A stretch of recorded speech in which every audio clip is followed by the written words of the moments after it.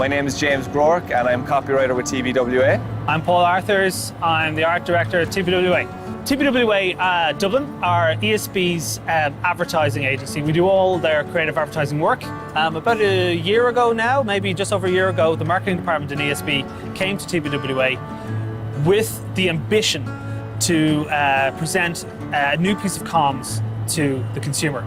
What ESB wanted to say specifically was that they were taking the reins and leading Ireland towards a zero carbon future in 2050. I think that's really important, is kind of what they're doing today. And I suppose how the past and the great rich history that they have is informing what they do today.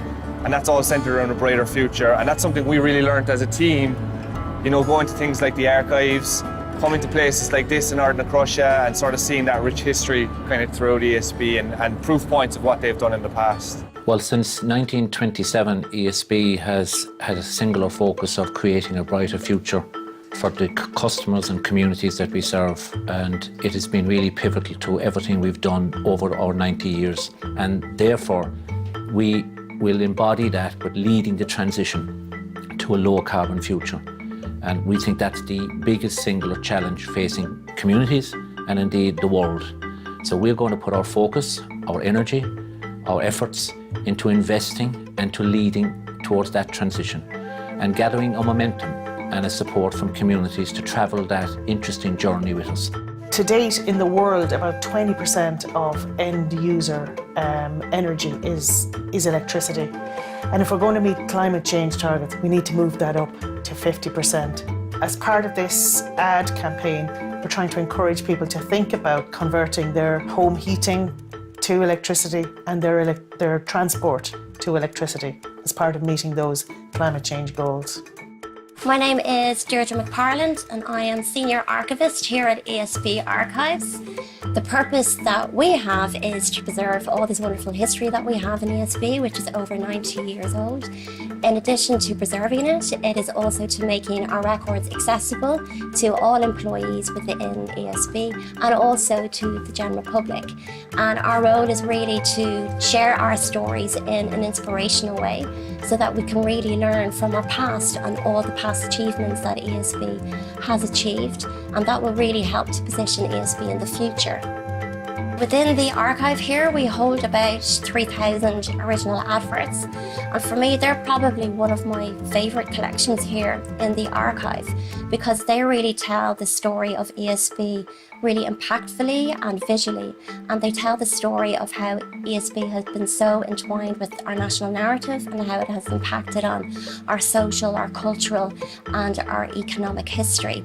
Okay, for this particular advertising campaign, we were delighted when the creative team came here to the archives and involved us in the creative process.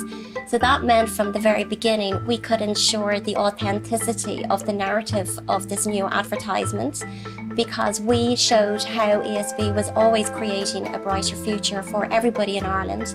And we did this through the original content that we have in the archives, through our photographic collection, our advertisement collection, and also our paper records too. When we started working with TBWA, the challenge was to find a way of really expressing what ESB stands for today, but also has always stood for right since 1927. And it's been over 10 years since ESB has done a corporate brand campaign, and we haven't been very visible to the public over that period of time since Electric Ireland was established. The concept of going back to look at ESB's heritage and the role of electricity in people's lives over the last 9 decades was really appealing. It reminded people about the changes that electricity has brought to the nation, but also the fact that ESB has always been there for them. ESB's mission today is creating a brighter future for all. And what's interesting about that is that when we took that back to 1927, we could easily see that for all of ESB's 90-year history, they've always been looking towards a brighter future. So we wanted to bring that idea into our script. So in 1927, Thomas McLaughlin had a grand vision for Ireland. Today, ESB still has a grand vision for Ireland, this idea of zero carbon. And we wanted to show that for 90 years, ESB has always created a brighter future for everyone. It doesn't matter what decade you were in, and we wanted to get that across on screen that no matter where in Ireland you lived or what time, electricity was this force of nature that really, really liberated people and took away the drudgery of life and really created a brighter future for everyone in Ireland, no matter when that happened throughout the 90 years. Framing the campaign in a way that sort of reignites the positivity around ESB before we started to call on the public to be part of this clean energy future and come with us was really important, because ultimately what we're trying to do in this campaign is to use that position of trust that ESB has had and still has in Irish society to lead the way to a different energy future where people are using clean electricity in different ways in their lives, like for transport and heating. So in the ad itself, we use a pole climber to tell our story, to bring us through history, to carry the narrative from the beginning here in Northern Prussia all the way through to the present day and on into the future. We feel that ESB poles and pole climbers are ubiquitous in Irish society. People know instantly what they are, and we found it was a really good shorthand for getting across ESB as a company and also what they want to do and try to achieve. So the climb itself, just the act of climbing up a pole, we felt was a perfect metaphor for what we wanted to say in this ad, that ESB are always on the march forward, always striving upwards. And for us, it just resonated so well with what we wanted to say in this piece of communication. Ultimately, this campaign is about expressing to the general public the story about the journey that ESB is on, the work that we are doing to move to a low carbon future, show people the investment that we are making in right across the board in that future, and to really reach out to people and say, come with us on the journey. And that, I think, is what the ad will do very effectively, and the whole campaign. After the script is signed off, then we go into the process of production. We find partners that can deliver the ad for us, in this case, Rocket Science Productions. And then we also try and find a director that can bring the ad to life as we see it, in which case this ad is directed by Ian Power, a really, really fantastic director, who I suppose, you know, there was stiff competition to get the ad made. We tendered out to 4 directors. So you actually send the script basically out to directors, and they pitch and they give you a treatment or what is their version or interpretation of the script. And for this, because it's such an iconic brand and such a hugely important piece of communications, 4 directors were involved in that process, and we couldn't be happier with Ian Power, what he brought to the table. He brought so much more than we could have ever imagined from a production point of view, from a cinematography point of view, casting, wardrobe, everything, just the little details that made the ad what it was. He really brought high caliber direction to the table, so that was great. When you work in commercials, every once in a while a script will come along that aspires to be different. This is one of those scripts, not just in terms of the scope and the scale of it, but you know, from very early on conversations with the agency, it was clear that these guys wanted to do something really cinematic. And for me, as a director who's coming from cinema, it's an absolute gift. One of the interesting parts of the process is actually casting, and we were really, I guess, lucky in the sense that the pole climber for us was such a huge role. It was such a central role to the whole ad. When the ad was being developed and it became clear that there was a role for a pole climber in it, we absolutely wanted it to be one of our own. So we put it out to our people, we put it out to the organisation and invited people to come along and be cast as the pole climber. And we ended up with Enda. And as soon as Enda walked into the room and did his casting, you know, we looked, Ian Power and myself and Paul, just had a feeling that this guy had an air about him and a quality about him. True to ESB, he was very humble, very stoic, and just that comes across on screen. That's really important. The people that came along, we ended up with 7 other network technicians who acted out in the ad as well. You'll see at the start there's an ESB crew, an 8-man crew doing a pole raising, and all of those guys are really ESB guys. From our perspective, what we really want to do is to engage our internal audience with this campaign, with this ad, with this whole story of a brighter future. Having our own people in the ad is just going to make that something really, really special and something that we could do in a way that we wouldn't have been able to if they weren't in it. Honestly, we couldn't have gotten anywhere near as good as what we had with actors. It was the camaraderie, the spirit, the togetherness, the friendliness of these guys really shone on screen, and it was the opening scene that we shot on the first day, and it really set a tone and a vibe that carried through for the whole script, and that was really important for us.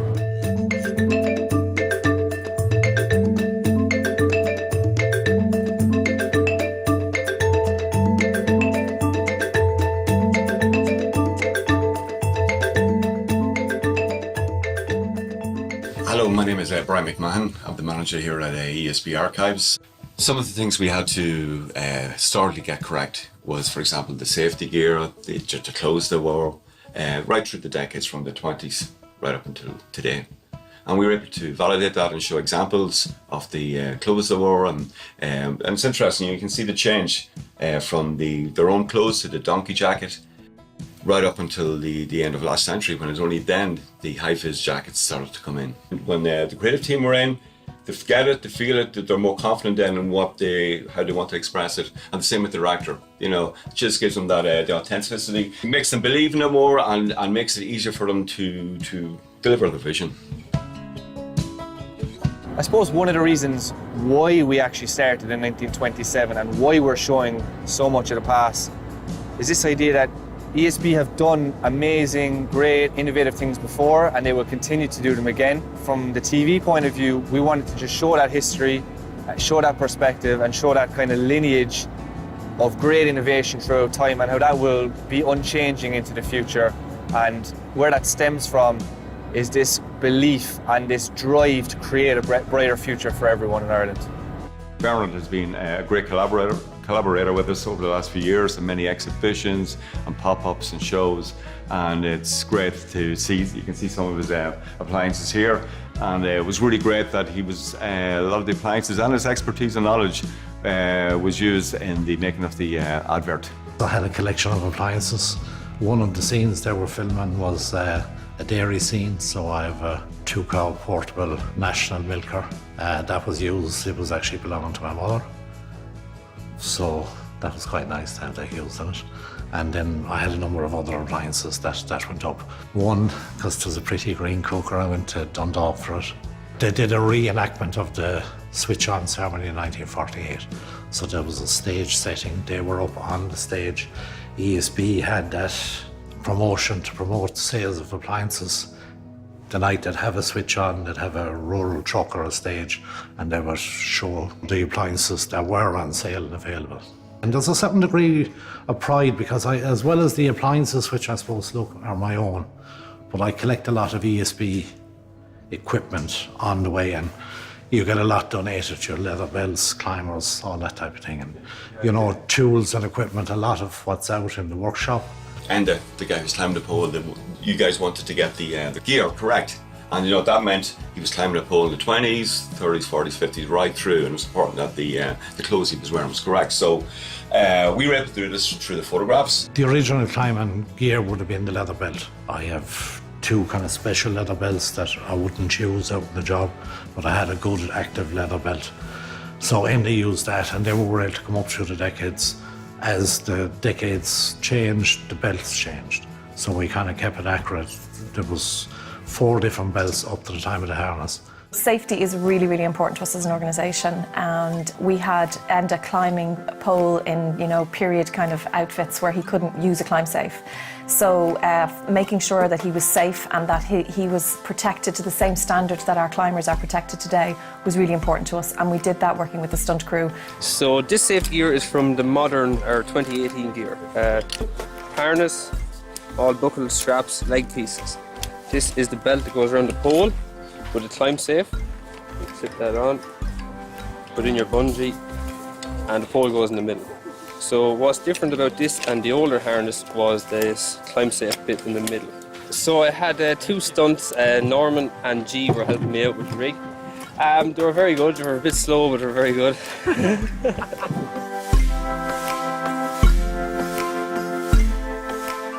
Because we're in costume, they can't use a modern day harness. So because we're using the old leather harness that they had, I don't know how many years ago, we have to have some way of fall rest. So what Norman and G came up with was this rock climber's harness. So I have this on under the costume with a hook in it here, and then I just basically button up, then I put on the harness. So this is the old leather harness from the 1940s. And this strap goes around the belt, or around the pole, sorry, around that, but there's no fall rest. So what the lads done is they rigged up this big long lanyard, and that's going to hook in to me here. So. And what's this hooked up to then, Enda? So now I'm hooked up, so as I begin to climb, G over there, if you want to turn over to him, he has a harness on him, and he's going to take the slack in as I climb up along. So if I was on the pole now and the belt was to slip, because it's connected to the top of the pole and I just fell, G would have me, so I'd be locked. So that's how we worked around the fall rest. Yes, safety was obviously a big thing as part of the project, and we wanted to be sure that what we shared with the team was reflective of the time that they were portraying the EMTs going up the pole. And what you can see is a change over the years, more so in the latter years, say from the 1990s, where they switched to having some high-vis on the donkey jacks to having full regular high-vis jackets over their working gear. And you can see as well, when we show them the evolution of the helmets. You know, our past is so important because by going forward, by just taking a look over your shoulder and understanding where we're coming from and what we've done and what we can do in the future, the archive really helps to give that message out.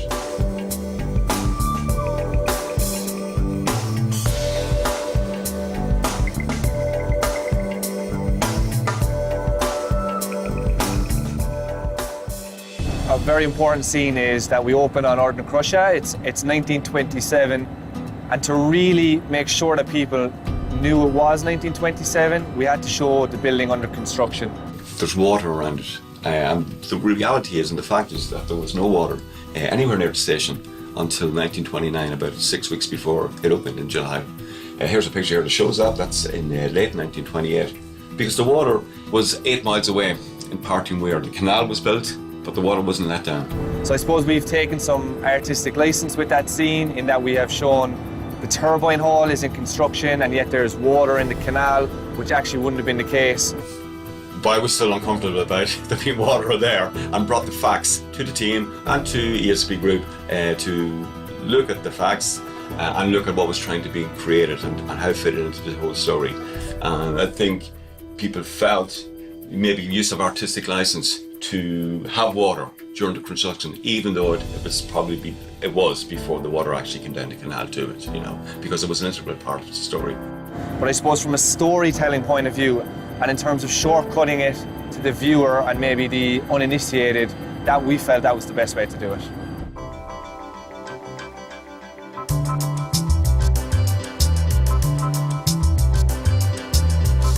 Shoot finishes up, and then we go into a post-production phase, which is essentially editing, sound mixing, visual effects, voiceover. All these things need to happen then again as a process after the ad is shot, for us to kind of get our ad down to the time we need, make sure our messages are completely clear on what we want to say. So I'm Simon, I'm working on the music for the ESB ad, and we're here in Arid Studios recording the vocal for the song, The Bright Side of the Road, Van Morrison's song. From the dark end of the street. I'm Serga, and I'm recording the vocals for ESB ad. So I've actually been singing this song since I was a little kid, because my dad is a massive Van the Man fan, as he would call him. So I've grown up singing along to Van the Man, and this song in particular was like a family favourite, so. After the post-production phase finishes, the ad is wrapped up and dispatched to stations and dispatched to various media outlets that we want to best speak to our consumers in. You obviously see the campaign concept, and it's presented at the start whenever we start to come up with ideas, and then it moves through a series of stages through to director's cuts and reels, but really you don't have a sense of what the outcome or the end product is going to look like until you see it. From my point of view, that's quite a daunting thing. So when I saw the first edit, in fact, when we went to set and I saw the locations and the attention to detail and the professionalism of the entire crew, cast, director, producer, I had that sense of reassurance. But then when I saw the finished product, I was really blown away by it and the way that it all came together in the end. Anytime you make anything, commercial, film, TV, whatever it is, you want it to connect with an audience. Sometimes with a commercial, that's less of a priority. For these guys, it was more of a priority. This was about connecting with Irish people, and the connection had to be emotionally driven. It had to come from character. And that's really, for me, that's the thing that I want people to respond to, that, you know, the heart and soul of this is people. And what ESB means to people is, you know, it began with wonder, and that is how you would like it to continue. Well, now that we're actually at the end of the process, it's actually great to be back here in Northern Croatia, where it all started, not just for ESB, but for us as well, in the ad. I have to say, seeing it all come together is a really, really rewarding feeling for us personally, for me personally. It just was so gratifying to see things just come together just so well, and everybody working so hard, because everybody believed in this ad. Everybody wanted this to come together. Crowds would gather around and you could tell that there was something special happening there. And now we see it all together. It's just really phenomenal. Everything coming together. The cast, the wardrobe, the locations, the visual effects, the music, the voiceover. It's really, really great, and we're really proud of it. Really, really proud of it. I think it has been an amazing journey, first of all. You know, we've worked with ESB on this job for such a long time. You know, it becomes more than, you know, professional partners, it's friends, it's people you meet on a regular basis. You get to know so much about them. I suppose for me, it was a big learning. I felt that at the end, it was just, I was part of a family, a part of this ESB family that I'd gone on this journey with. It was amazing to explore the history. It's an amazing brand. I mean, we could see from the archives the legacy, the history that the advertising has throughout time. We were very cognizant of that, very precious of that, and we wanted to do service and justice to everything about ESB, and it was an amazing process. And I think just grateful for the opportunity to work with such an iconic brand, and something so Irish and something so uniquely Irish was a real privilege. It's really a rallying call to the communities of Ireland to travel this road with us, that is our intent. And as always, in everything we've done in our history, it's been with the support of the communities of Ireland, and we're seeking that again, and really excited about the journey we're about to embark on together.